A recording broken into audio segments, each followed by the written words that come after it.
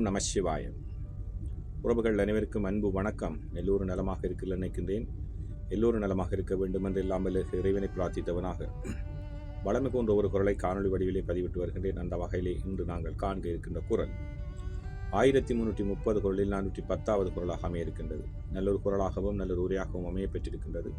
அதாவது கற்றவருக்கும் கற்காதவருக்கும் இடையிலான வேற்றுமையை அழகாக தெளிவாக சொல்ல இருக்கின்றது. பார்ப்போமாக இருந்தால், விலங்கொடு மக்கள் இணையர் இளங்குநூல் கற்றாரோடு இணைவர் என்பதாக அமைந்திருக்கின்றது. விலங்கொடு மக்கள் இணையர் இளங்குநூல் கற்றாரோடு இணையர் இணைவர் என்பதாக அமைந்திருக்கின்றது.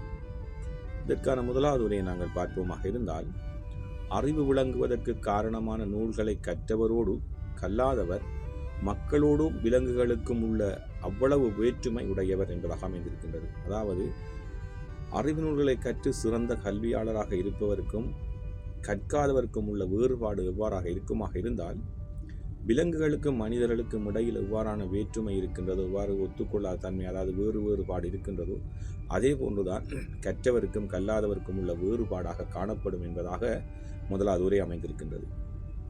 அதே போன்றுதான் விலங்கொடு மக்கள் இணையர் இளங்குநூல் கற்றாரோடே இணைவர் என்பத குரலுக்காக கலைஞர் அவர்களும் ஒரு உரையை தந்திருக்கின்றார்கள். அதை பார்ப்போமாக இருந்தால், மனிதர்களுக்கும் விலங்குகளுக்கும் இடையே என்னென்ன வேற்றுமையோ அதே அளவு வேற்றுமை அறிவு நூல்களை படித்தவர்களுக்கும் அந்த நூல்களை படிக்காதவர்களுக்கும் இடையே உண்டு என்பதாக அவர் சொல்லியிருக்கின்றார். அவருடைய உரையிலே சொல்லியிருக்கின்றார். மனிதர்களுக்கும் விலங்குகளுக்கும் எவ்வாறு ஒத்துக்கொள்ளாத வேறுபாடு இருக்கின்றதோ, மனிதனுக்கும் விலங்குக்கும் எந்த விதமான சம்பந்தம் நிறைய வேறுபாடு. அதே போன்றுதான் சிறந்த நூல்களை கற்று அறிவாளியாக கல்வியாளராக இருக்கின்றவர்களுக்கும் எந்த நூல்களையும் கற்காமல் கல்வியறிவில்லாதவர்களுக்கும் இடையே உள்ள வேறுபாடு அவ்வாறு தான் இருக்கும். விலங்குகளுக்கும் மனிதருக்கும் உள்ள வேறுபாடை போன்று என்பதாக கலைஞருடைய உரையும் அமைந்திருக்கின்றது. சாலமன் பாப்பை அவர்களும் விலங்கொடு மக்கள் இணையர் இளங்குநூல் கற்றாரோடே இணைவர் என்ற குரலுக்காக ஒரு உரையை தந்திருக்கிறார்கள். அதை பார்ப்போமாக இருந்தால், விலங்கை நோக்க மக்கள் எவ்வளவு வேறுபட்டவரோ, சிறந்த நூல்களை கற்றவரை நோக்க கல்லாதவர் அவ்வளவு வேறுபட்டவர். விலங்குக்கும் மக்களுக்கும் இடையே உள்ள தூரம், அதாவது வேறுபாடு எவ்வாறு இருக்கின்றதோ அதே போன்றுதான் நாம் கற்றவருக்கும் கல்லாதவருக்கும் உள்ள வேறுபாடாக இருக்கும் என்பதாக கலைஞர் சாலமன் பாப்பையின் உரையும் அமைந்திருக்கின்றது.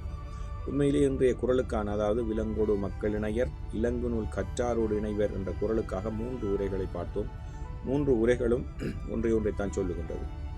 கற்றவருக்கும் கல்லாதவருக்கும் எப்படி பார்த்தாலும் அந்த ஒற்றுமை, அதாவது வேறுபாடு காணப்படும். ஆகவே நாங்கள் கற்றறிந்தவர்களாக இருப்போமாக இருந்தால் நாங்கள் சமுதாயத்திலே நல்லவர்களாக வாழ முடியும். அதைத்தான் இந்த குரல் மறைமுகமாக சொல்லியிருக்கின்றது. கல்லாதவர்களாக இருப்போமாக இருந்தால் கற்றவருக்கும் எங்களுக்கும் எந்தவித சம்பந்தமும் இல்லாதவர்களாக, வேறுபாடுடையவர்களாக நாங்கள் சமுதாயத்திலே காணப்படுவோம்.